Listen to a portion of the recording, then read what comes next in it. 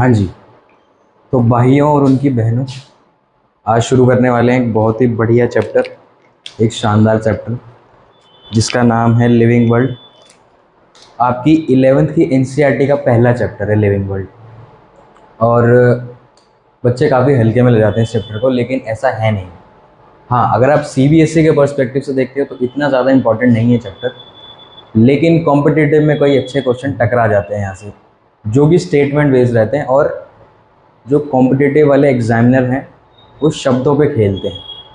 तो ये जितने भी इस चैप्टर के लेक्चर्स आने वाले हैं, सारे वो वर्ड्स बताऊंगा जो इम्पोर्टेंट है, जो एनसीईआरटी में है। बस इन लेक्चर्स को ध्यान से देखना है और साथ साथ नोट्स भी बनाने चल रहे हैं।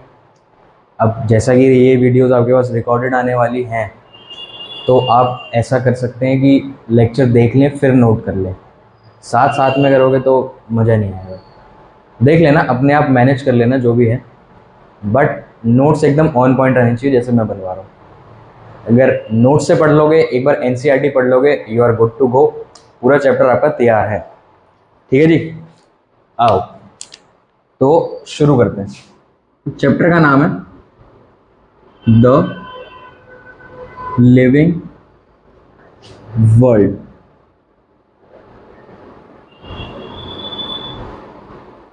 तो जैसा कि चैप्टर के नाम में आ रहा है लिविंग वर्ल्ड, तो यहाँ पे हमें ये इस वाले शब्द पे बहुत तवज्जो देनी है इस पूरे चैप्टर में, जो कि है लिविंग। लिविंग को हिंदी में जिंदगी, जीना, ये सब। अब फिलॉसफी में तो नहीं जाएंगे, लेकिन किताब के हिसाब से पढ़ेंगे क्या होता है। तो लिविंग से रिलेटेड आपके मन में क्या सवाल आते हैं? 1 मिनट वीडियो पॉज करो और सोचने की कोशिश करो। तो जो भी आप नहीं करोगे तो मैं ही बता देता हूँ।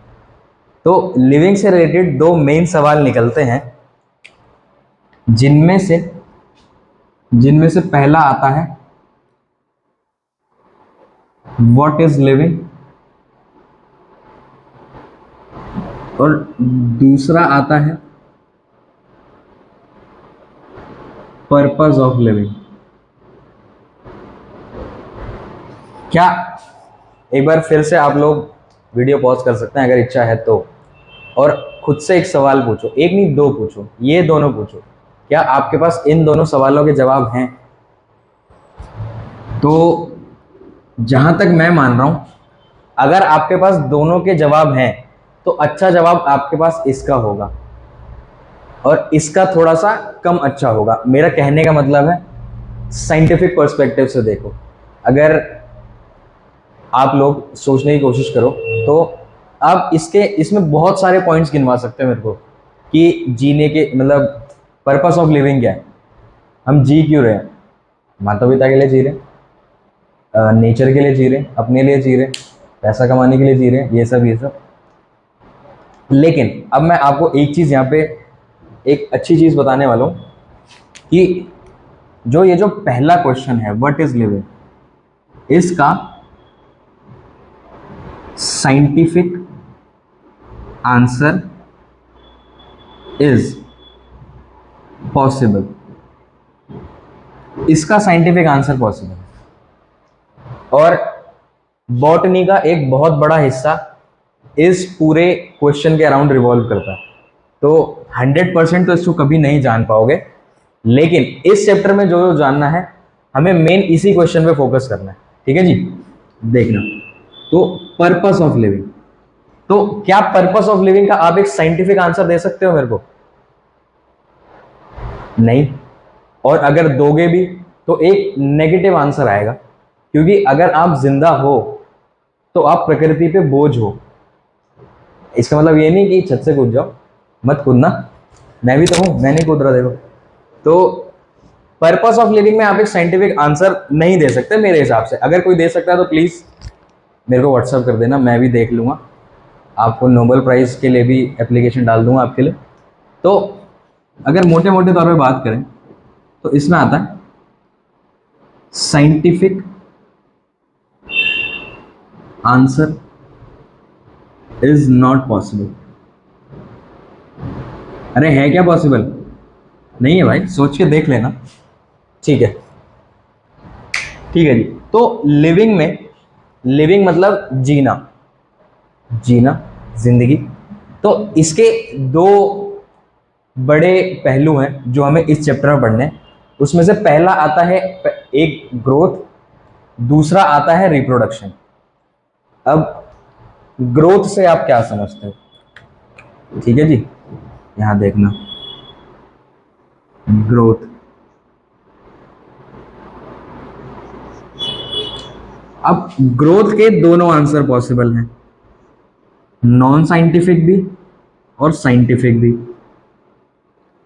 Non scientific and scientific. तो नॉन साइंटिफिक में क्या आ रहा है? नॉन साइंटिफिक में आपके हिसाब से ग्रोथ मतलब सक्सेस, है ना, मनी, या फिर फेम, कुछ भी, अंट संट कुछ भी लिखते जाओ, पूरी किताब लिख सकते हो आप लोग इसके ऊपर, मेरे को पता है, एक्सेट्रा लिख देते हैं जी। लेकिन अब साइंटिफिक तौर पे देखें, ग्रोथ का मतलब क्या होता है? सोचो, वीडियो पॉज करो। तो साइंटिफिक तौर पे देखें तो ग्रोथ होता है, इसकी, इसमें दो पॉइंट्स लिख सकते हैं हम, या तो increase in number of cells, या फिर increase in whole body mass. ठीक है जी। अब देखा जाए तो इन दोनों लाइंस का मतलब एक दूसरे से इंटरलिंक्ड हो सकता है, लेकिन थोड़ा बहुत अलग भी है। ठीक है, तो जो पहली लाइन है increase in number of cells, तो क्या जो यूनिसेलुलर ऑर्गेनिजम्स रहते हैं, होते हैं मतलब, तो अगर उनमें सेल की ग्रोथ हो रही है तो क्या वो ग्रोथ नहीं है तो ये तो यूनिसेलुलर की बात हुई। लेकिन इस पॉइंट में यूनिसेलुलर थोड़ी है, इसमें तो नंबर ऑफ सेल्स में इंक्रीज हो रहा है। अगर सेल ही बढ़ जाएंगे तो यूनिसेलुलर मल्टी सेलुलर बन जाएगा। ठीक है जी। तो कहीं ना कहीं हम एक मल्टी सेलुलर की बात करेंगे यहाँ पे। तो मल्टी सेलुलर में आएगा पहले कि जिन ऑर्गेनिजम्स में सिर्फ एक मतलब एग्रीगेशन ऑफ सेल्स होता है जो कि लूजली पैक्ड होता है, लूजली या थोड़ा बहुत टाइटली भी हो सकता है, लेकिन एक समझ रहे हो कि अच्छी ऑर्गेनाइजेशन ऑफ सेल्स नहीं है, लूजली पैक्ड सेल्स हैं। तो क्या अगर उनमें नंबर ऑफ सेल्स बढ़ रहे हैं, मान लो एक ऑर्गेनिज्म है जो थोड़ा सा ऐसा ऐसा ऐसा है, मतलब ये सेल्स हैं उसमें, ठीक है जी, यहां पे कितने साल का है ये? एक ईयर। मान लो इसका बर्थडे आता है 31 अगस्त को, तो एक साल बाद देखना जी, 1 ईयर लेटर, ये कितने साल का हो गया?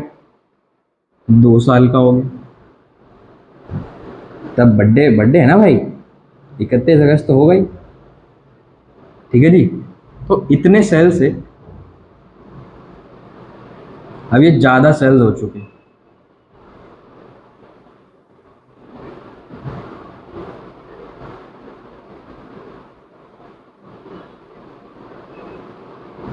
तो क्या ये ग्रोथ नहीं है? नहीं है क्या? अरे ध्यान से देखो भाई, पहले इतना था अब इतना हो गया। ग्रोथ साइंटिफिक पर्सपेक्टिव से देखो, ये सब मत देखो कि इस पे कितना पैसा है, इसने कितनी डिग्री ले ली, है ना, कितनी सुंदर बहू है इसकी, ये सब मत देखो प्लीज। साइंटिफिक व्यू से देखेंगे सब बच्चे। तो एक साल बाद इसकी ग्रोथ हुई कि नहीं हुई? अगर नहीं नहीं समझ आ रहा है, नहीं मान रहे हो ग्रोथ नहीं हुई है, तो मेरे से कांटेक्ट करना, मैं आपको बड़े प्यार से समझाऊंगा कि कैसे इसकी ग्रोथ नहीं हुई है। ठीक है जी। तो increase in number of cells हो गया। अब दूसरा पॉइंट क्या आ रहा है? Increase in whole body mass. तो ये आप उस ऑर्गेनिज्म के लिए यूज कर सकते हो, ये वाला पॉइंट, जिसमें एक ऑर्गन लेवल ऑर्गेनाइजेशन है, समझ रहे हो, जिसमें बहुत सारे ऑर्गन्स हैं, और ऑर्गन के कलेक्शन को, कलेक्टिवली ऑर्गन्स को हम ऑर्गन सिस्टम कहते हैं, जिसको ही हम बॉडी कहते हैं। तो एक यहाँ पे हम ह्यूमन का एग्जांपल ले लें, जिससे आप काफी अच्छे से रिलेट कर पाओगे। ठीक है जी। तो फिर से एक लड़का बना देते, फेमिनिस्ट लोग दूर रहे, लड़की भी बना सकते थे लेकिन मैंने बनाई नहीं।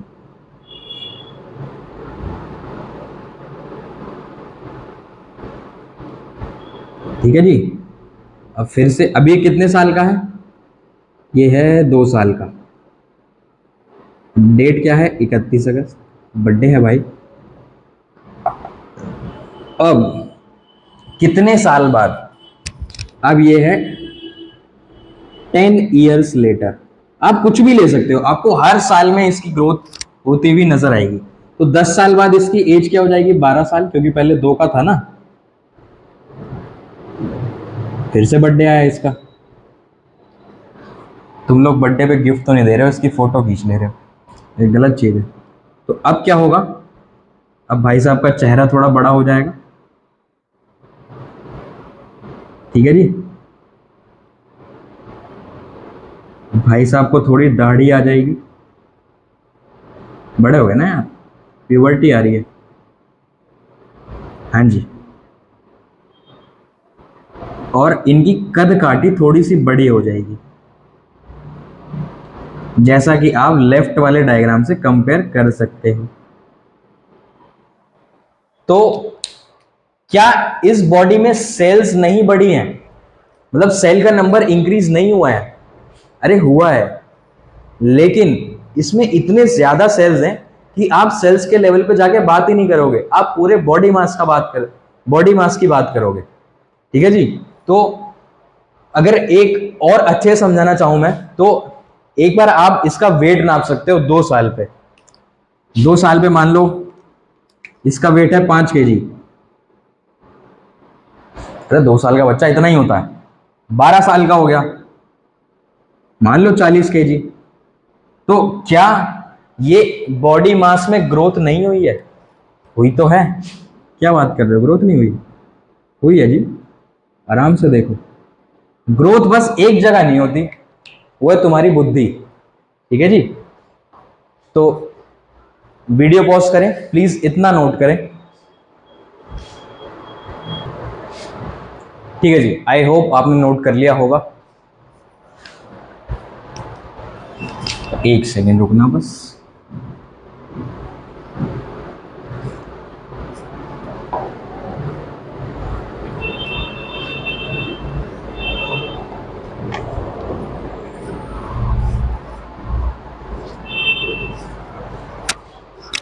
क्या आपको लगता है कि ग्रोथ एक डिफाइनिंग प्रॉपर्टी है? जब तक मैं हेडिंग लिख रहा हूं आप ये सोच सकते हैं, क्या ग्रोथ एक डिफाइनिंग प्रॉपर्टी हो सकती है in between plants and animals, या फिर लिविंग या नॉन लिविंग थिंग्स के बीच में? आप वीडियो पॉज करके ये सोच सकते हैं। पॉज करने के बाद मैं आंसर बताऊंगा, मतलब रिज्यूम करने के बाद आपके आंसर बताऊंगा। तो प्लीज़ वीडियो पॉज करें और सोचें 2 मिनट कि क्या ग्रोथ एक डिफाइनिंग प्रॉपर्टी हो सकती है। आई होप आपने वीडियो पॉज करी होगी, सोचा होगा। तो आंसर है नहीं। अगर किसी को ये लग रहा है तो गलत फहमी है भाई साहब। आइए आपकी गलत फहमी दूर करेंगे अब चंद मिनटों के अंदर। ठीक है जी। तुम किसकी बात कर रहे थे? हम बात कर रहे थे ग्रोथ की। देखो, डिफाइनिंग प्रॉपर्टी ग्रोथ कब होगा? जब किसी एक में प्रेजेंट होगा, या तो प्लांट या फिर एनिमल, लेकिन ऐसा नहीं होता, दोनों में ग्रोथ हो रही है।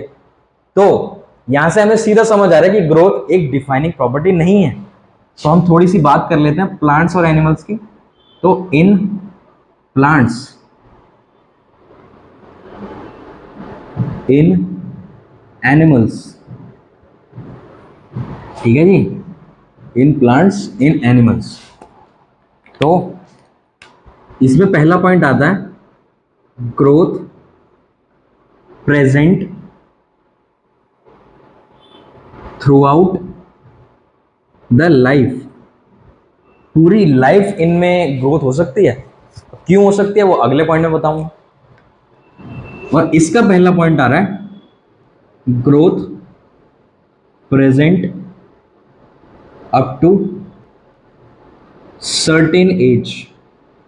कुछ एज तक ही ग्रोथ हो सकती है ना। आप लोगों की बॉडी की ग्रोथ कब तक होगी? हार्डली 20-22 साल तक, वो भी ज्यादा बोल रहा हूं, 19-20 तक हो जाता है सब कुछ। मेरी तो बहुत जल्दी रुक गई जी, 17-18 में मेरी ग्रोथ पूरी हो गई। ऐसा मेरे को लग रहा है, क्या पता चमत्कार हो जाए, अगले साल मैं 6 फुट का हो जाऊं।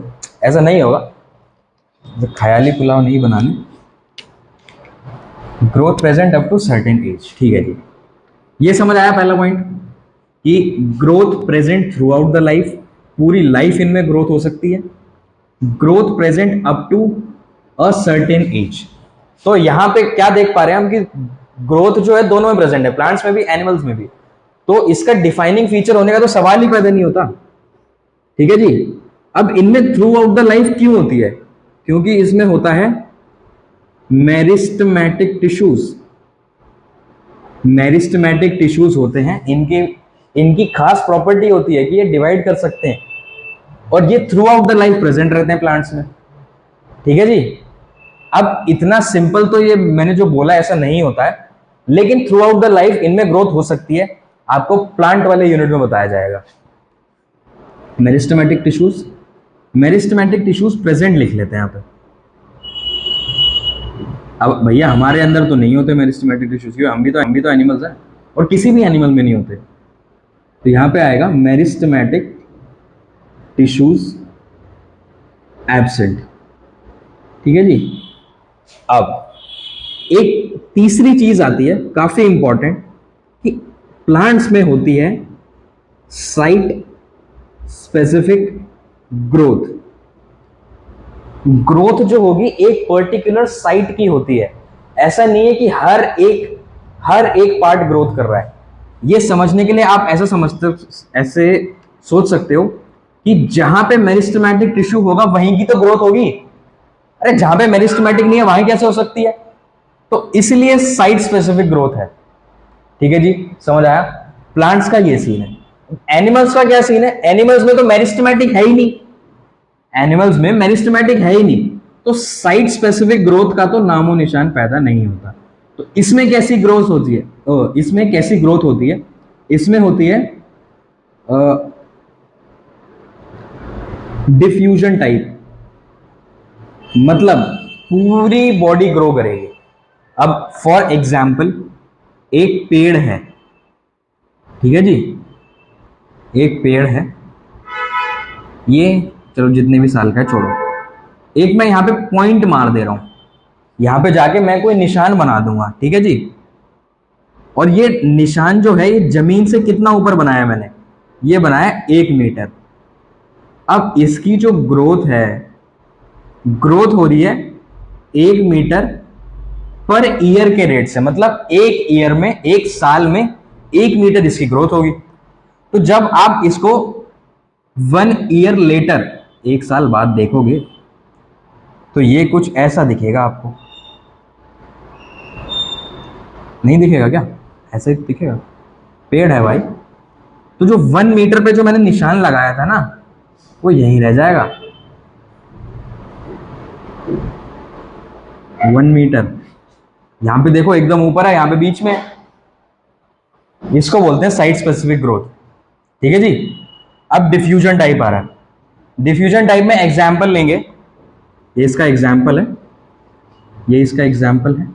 इसमें एग्जाम्पल किसका ले? इसमें एग्जाम्पल लेंगे ह्यूमन हैंड का।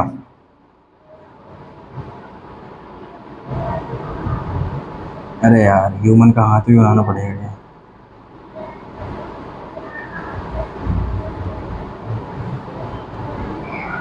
ठीक है जी। तो मैंने यहाँ पे एक निशान बनाया, तो आपकी हथेली से ये निशान 10 सेंटीमीटर दूर है, ठीक है जी, 10 सेंटीमीटर। अब इसमें जो ग्रोथ हो रही है वो ग्रोथ हो रही है 1 सेंटीमीटर पर ईयर के हिसाब से। ह्यूमन हैंड है ना भाई, इतनी ही होती है, ये भी काफ़ी ज़्यादा बोलती है। तो 1 सेंटीमीटर पर ईयर के हिसाब से अगर आप इसको 3 ईयर्स लेटर देखोगे, 3 साल बाद देखोगे, तो ये हाथ कुछ ऐसा दिखेगा आपको।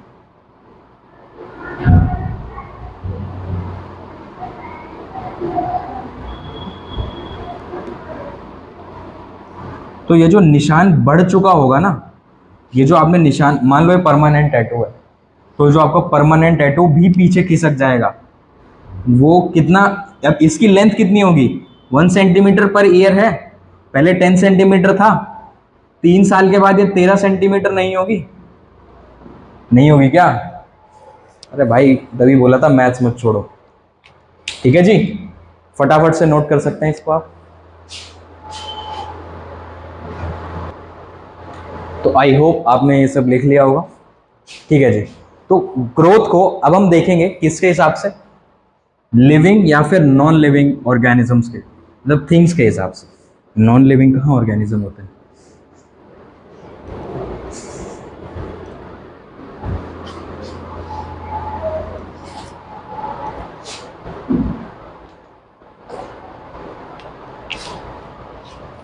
ठीक है जी, तो इसमें पहला आता है लिविंग ऑर्गेनिजम्स या फिर नॉन लिविंग थिंग्स। अब इनमें क्या दोनों में ग्रोथ होगी, या इसमें होगी इसमें नहीं होगी? सोचो, क्या दोनों में ग्रोथ होगी या फिर इनमें से किसी एक में ग्रोथ होगी? तो जिनका जवाब है किसी एक में ग्रोथ होगी, गलत है। ठीक है जी, दोनों में ग्रोथ होगी। कैसे, मैं बताऊंगा। ठीक है जी, तो दोनों में ग्रोथ हो रही है तो एक बार लिख ही लेते हैं कि ग्रोथ प्रेजेंट। यहां पे भी जो ग्रोथ है प्रेजेंट है जी। दूसरे में क्या आ रहा है, दूसरे पॉइंट में आ रहा है कि क्या लिविंग ऑर्गेनिजम्स में इंटरनल ग्रोथ होती है? और क्या, इंटरनल ही तो होती है। क्या हमारे अंदर इंटरनल ग्रोथ नहीं होती? होती है। जब इंटरनल ग्रोथ हो जाती है तो उस हिसाब से हमारी एक्सटर्नल ग्रोथ भी दिखने लगती है, आप ऐसा बोल सकते हो। लेकिन मेन क्या हो रही है? मेन हो रही है इंटरनल ग्रोथ। दूसरे में क्या होता है? दूसरे में होता है, मतलब नॉन लिविंग में, एक्सटर्नल ग्रोथ। अब फॉर एग्जाम्पल, यार इसका एग्जाम्पल क्या ही दूं अब लिविंग थिंग्स का, आप ह्यूमंस का एग्जाम्पल लेके काफी अच्छे से समझ सकते हो। ठीक है जी, मैं एक नॉन लिविंग का एग्जाम्पल देना चाहूंगा आपको। किसी के मन में शंका है तो वो शंका दूर करने के लिए, तो मान लो ये क्या है, ये क्या है? बॉक्स, डब्बा? नहीं, ये एक लैंडस्केप है मनाली का। अगर डब्बा वब्बा बोल रहे हैं तो मनाली में क्या है जी?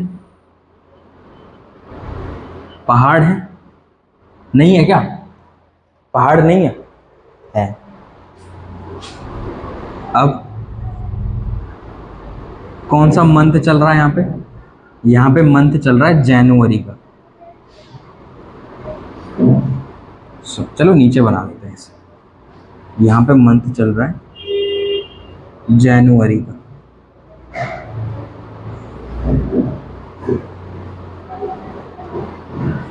ठीक है जी, तो क्या जनवरी में पहाड़ अपनी जगह से हिल जाएंगे?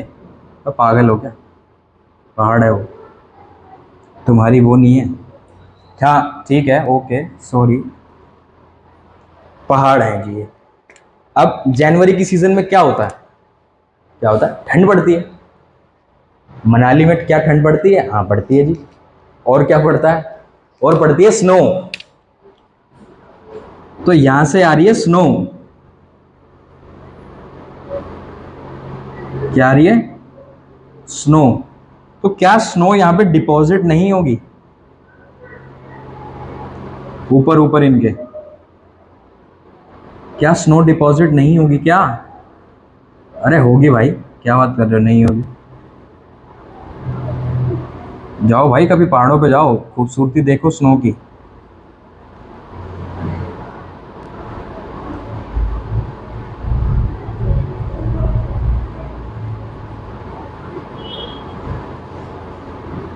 होगी देखो।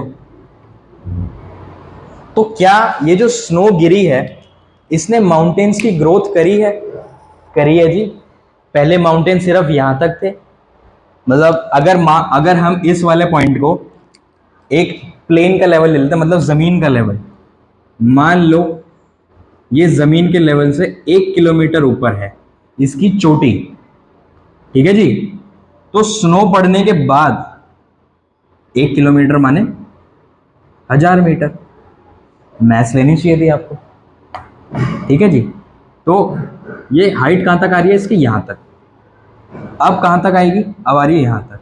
तो स्नो पड़ने के बाद क्या हाइट बढ़ी, बढ़ी। कितनी बढ़ी, 1.1 किलोमीटर, यानी कि 1100 मीटर। ठीक है जी। तो हुई है ना नॉन लिविंग थिंग्स में ग्रोथ। हाँ, और कैसी ग्रोथ हुई है, एक्सटर्नल ग्रोथ हुई है। इंटरनल मत लिख देना, कलेश हो जाएगा पेपर में। ठीक है जी। तो ग्रोथ के बारे में अभी तक आपने जितना भी पढ़ा, उस हिसाब से ग्रोथ के बारे में एक चीज आप बहुत अच्छे से कह सकते हो कि growth is not a defining feature. Defining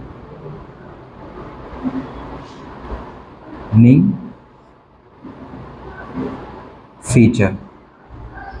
ठीक है जी। अब ग्रोथ के बारे में तो हमने अच्छा खासा पढ़ लिया है। अब कुछ बातें आपके फेवरेट टॉपिक रिप्रोडक्शन के बारे में भी पढ़ लेते हैं। तब तक इतना नोट कर सकते हैं आप लोग।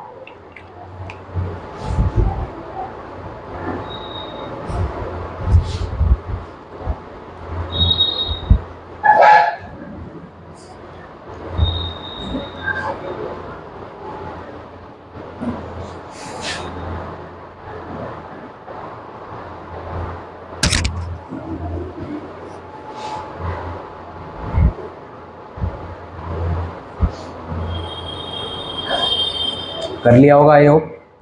तो एक चीज की बात हम और कर लेते हैं कि ग्रोथ तो डिफाइनिंग प्रॉपर्टी नहीं है। क्या, क्या इंटरनल ग्रोथ भी डिफाइनिंग प्रॉपर्टी नहीं है? है भाई, है। तो यहां पे आप लिख सकते हो इंटरनल ग्रोथ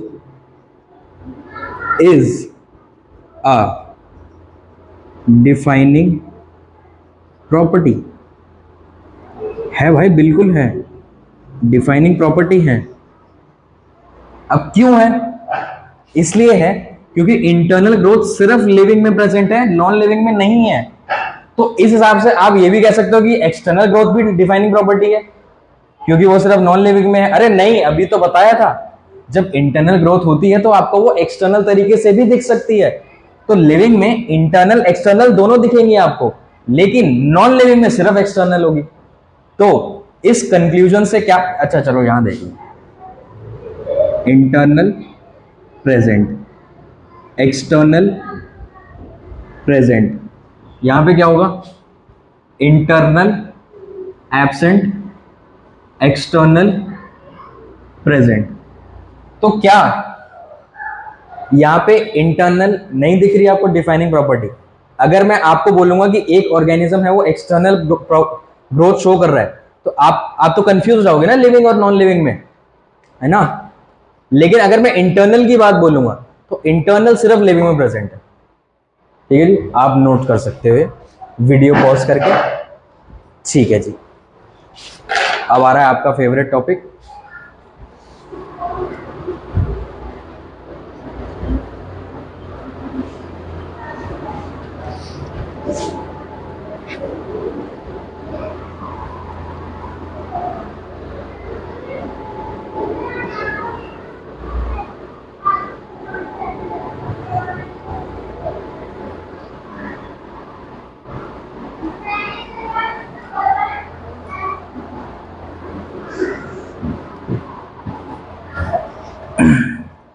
ठीक है जी। यहाँ पे अब बस थोड़ी सी बात कर लेते हैं, फिर यहाँ पे लिविंग वर्ल्ड का लेक्चर 1 खत्म हो जाएगा। तो रिप्रोडक्शन, क्या, रिप्रोडक्शन, रिप्रोडक्शन का मतलब, री मतलब अगेन, अगेन मतलब दोबारा, पर्यायवाची शब्द नहीं खेलेंगे यहाँ पे। प्रोडक्शन मतलब बनाना, दोबारा बनाना। क्या बनाना, बनाना, केला वाला बनाना नहीं, बनाना, तैयार करना। तो यहाँ पे रिप्रोडक्शन किसकी हो रही है, ऑर्गेनिज्म की। जिस भी ऑर्गेनिज्म में रिप्रोडक्शन हो रही है तो वो अपने जैसी ही एक चीज को जन्म देगा। ठीक है, समझ पा रहे हो? ठीक है जी। अब इसमें दो मेन बाइफरकेशंस आती हैं। इसमें आती है पहली सेक्सुअल रिप्रोडक्शन, इस और आती है दूसरी asexual reproduction.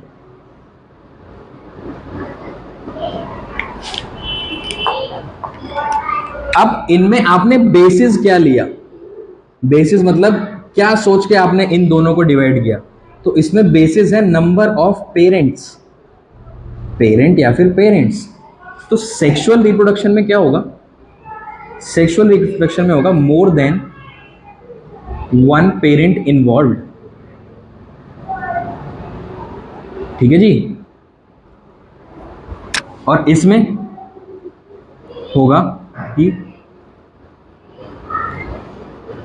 Only one parent is involve. इनकी एक्सेप्शंस हो सकती हैं, मैं ये नहीं कह रहा 100% ठीक लिखा है मैंने, ठीक है जी। तो प्लीज सोचना, थोड़ा दिमाग पे जोर डालना और मुझसे डाउट पूछना। Only one parent is involve, ठीक है जी। अब सेक्सुअल रिप्रोडक्शन में दूसरा एक सबसे इंपॉर्टेंट पॉइंट आता है वेरिएशन का। तो वेरिएशन क्या दोनों में होती है? होती है, मिल सकती है आपको। सेक्सुअल रिप्रोडक्शन में वेरिएशन क्या होगी? हाई। इसमें वेरिएशन क्या होगी? इसमें वेरिएशन होगी लो। क्यों? क्योंकि इसमें एक से ज्यादा पेरेंट इन्वॉल्व है, तो दो टाइप के गेमेट्स यूज होंगे इसमें, तो दोनों के फीचर्स आने का वो है, पॉसिबिलिटी है, और दोनों के फीचर्स ब्लेंड भी हो सकते हैं, मिक्स भी हो सकते हैं। लेकिन इसमें तो एक ही पेरेंट इन्वॉल्व है ना, तो पेरेंट तो हूबहू अपने जैसा ही बनाएगा, तो वेरिएशन बहुत लो होती है।